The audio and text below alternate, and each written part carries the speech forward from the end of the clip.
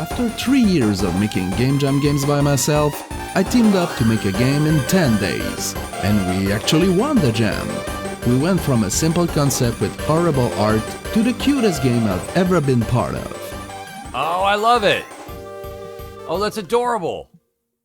I've been stubbornly making game jam games on my own for the past 3 years, mainly to learn and be self-reliant. But it's not always been the case. Before being part of online game jams, I was teaming up in 48 hours in-person game jams. I hadn't started to learn pixel art yet, so I was only coding, while my friend Simon Kress was doing the art, music, and sound of our games.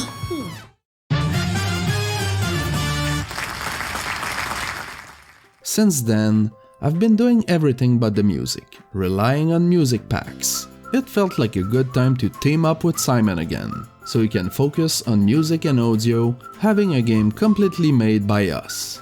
I was set on being part of a game jam and sadly missed Vim Jam 4, so I decided to be part of whatever was the next jam of 8-Bits to Infinity, who has the formula of a focus announced ahead of time and a theme announced the day the jam starts.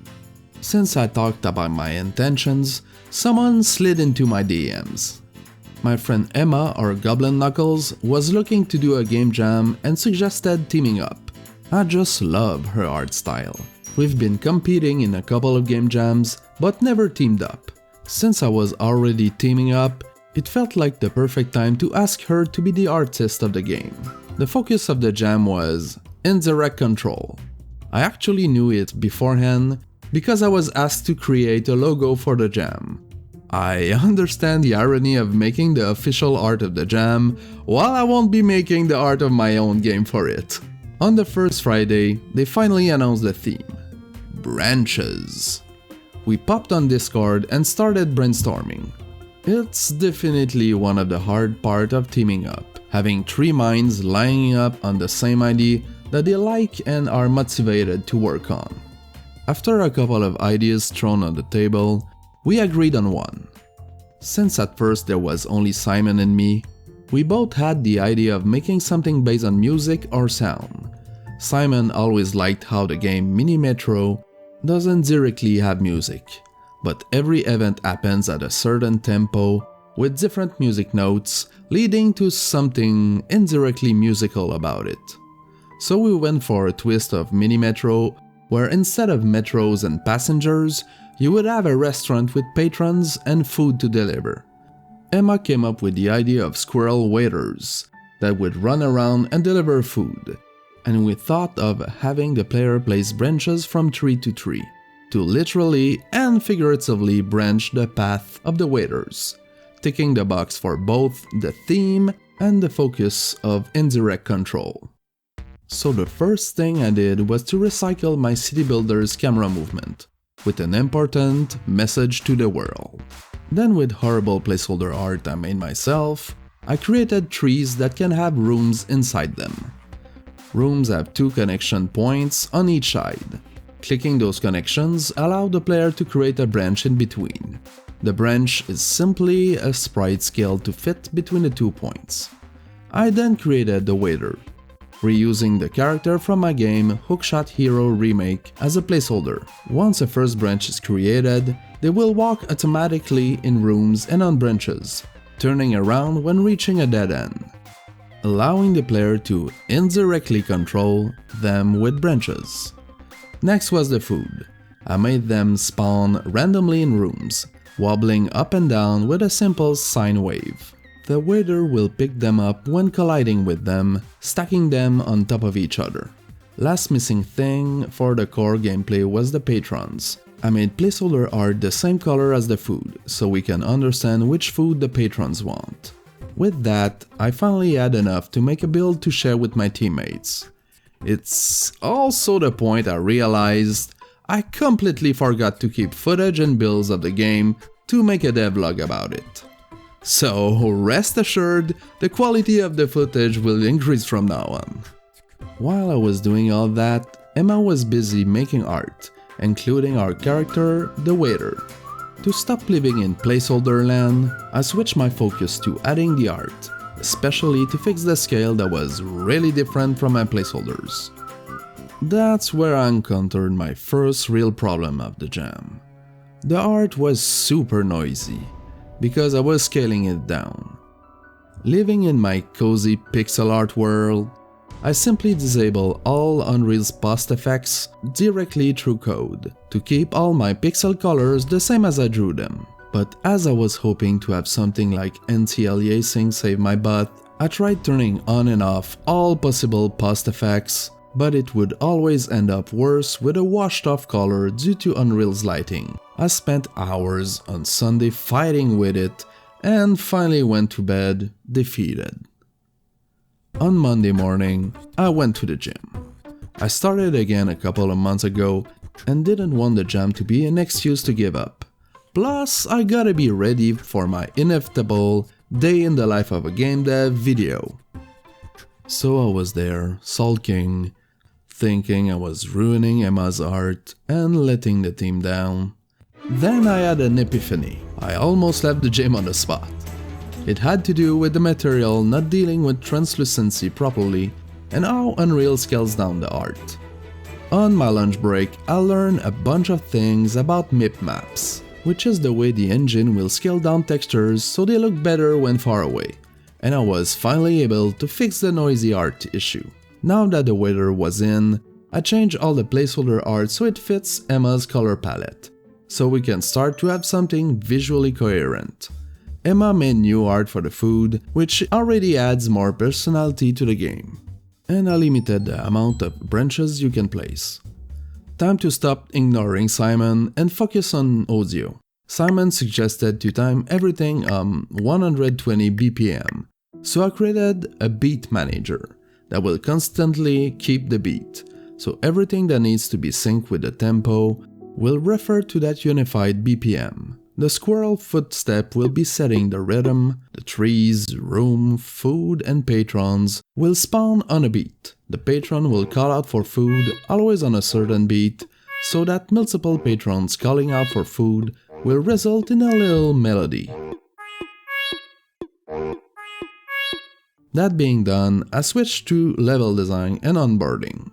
When it comes to tutorials, I'm a big fan of show don't tell, so the game will start with only 2 rooms with nothing else to do than connect them with a branch, teaching the player they can create branches.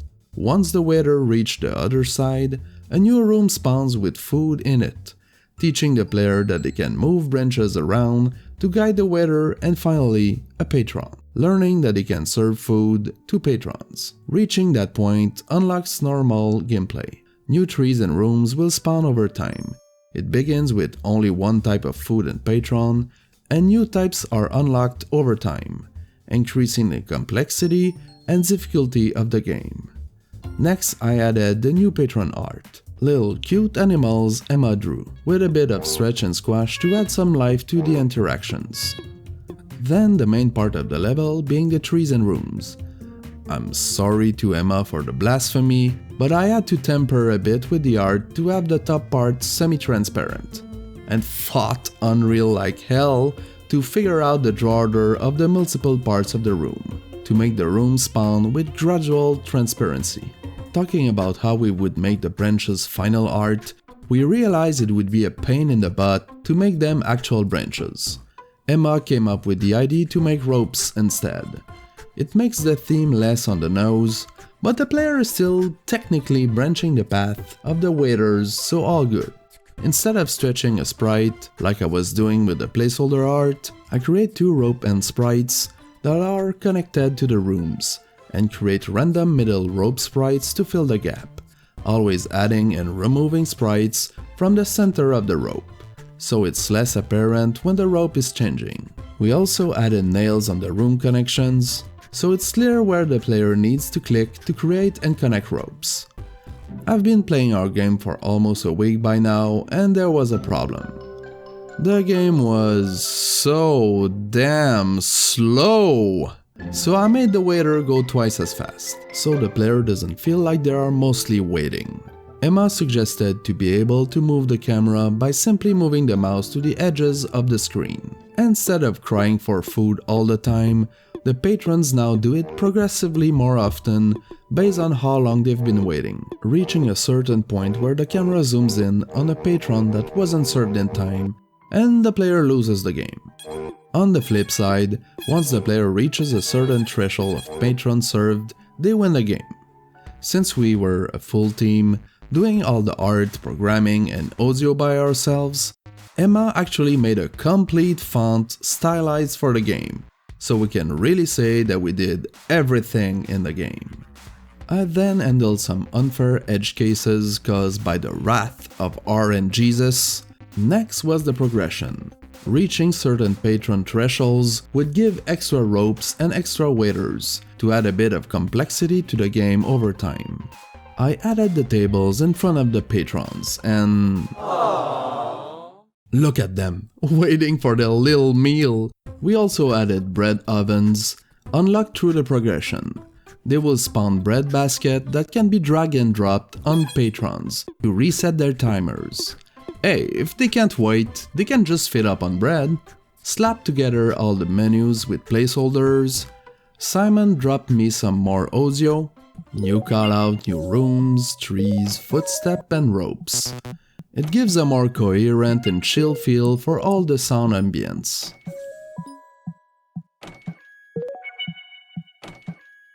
Time for some signs and feedback. Emma made a bunch of cursors to add context to the interactions. The cursor changes based on what the player is hovering and interacting with, if they can or cannot interact.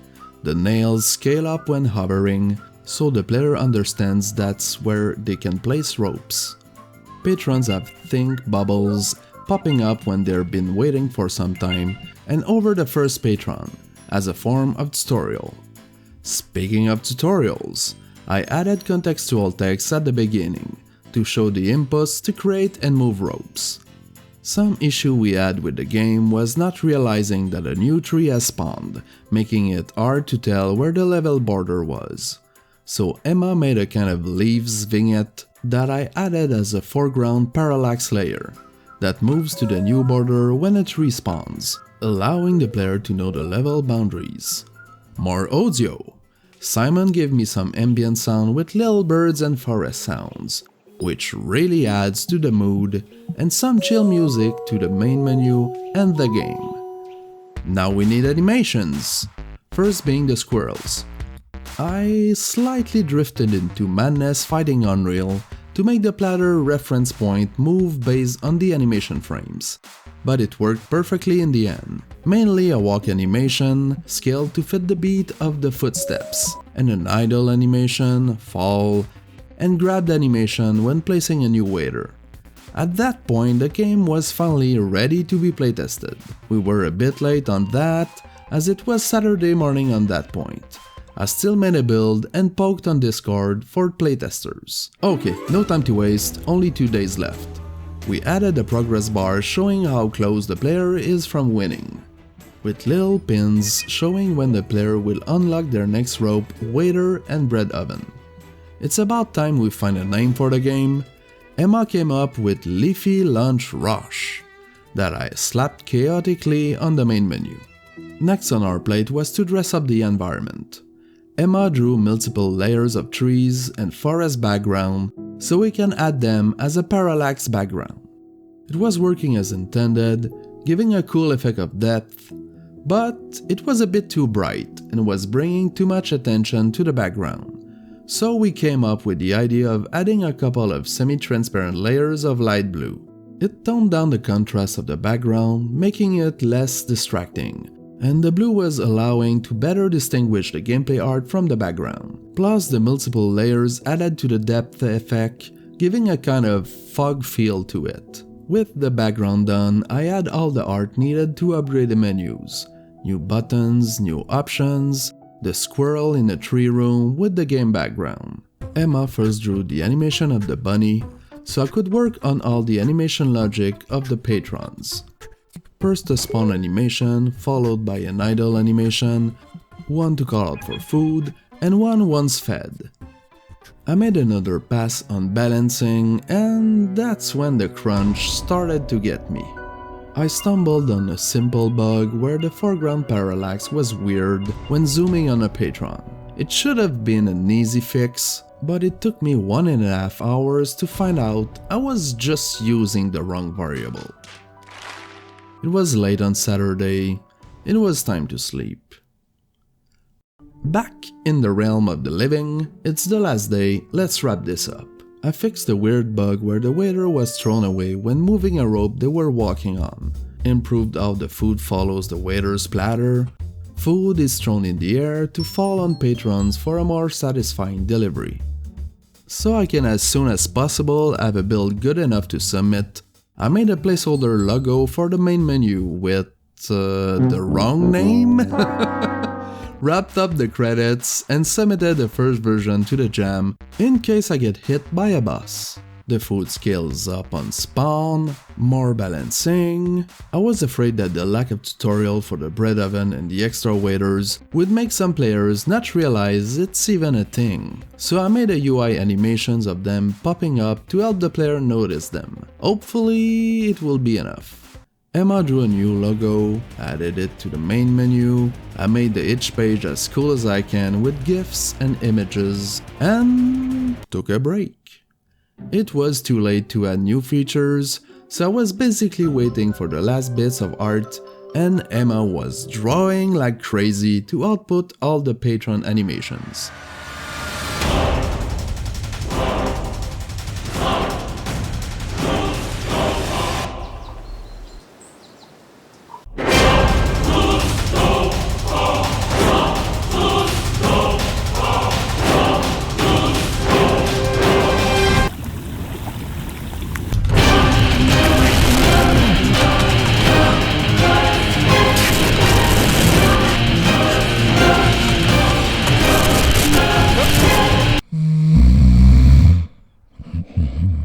Once I had the art, it was just a bit of monkey work to add all the patron animations. Emma went on another sprint to make end screens. Based on how many patrons were served, it would change the final screen. And with that, we finally had our final build. But wait! Some people finally playtested the game and didn't realize that it could move the camera. So a couple of minutes before the deadline, I added an extra tutorial about the camera controls, only going away once the camera moved enough. And then we had our final build. As the ratings were rolling and people were playing, a couple of issues popped up. The camera could be moved vertically. Nobody understood that bread ovens and extra waiters were even a thing. And of course, like always, the game was way too hard. But despite all of that, we actually ranked first place. First place overall, but also for the graphics and X Factor category. The game design's well thought out, the actual gameplay is super enjoyable, the art itself is super cute and adorable, the actual implementation, I think you guys killed it. I uploaded a new build addressing a couple of the issues if you want to try it out. A huge thanks to my two teammates, Emma aka Goblin Knuckles and Simon Kress. Go check their links in the description. As for me, I'm working on a survival city builder where you fight sandstorms. Check it out!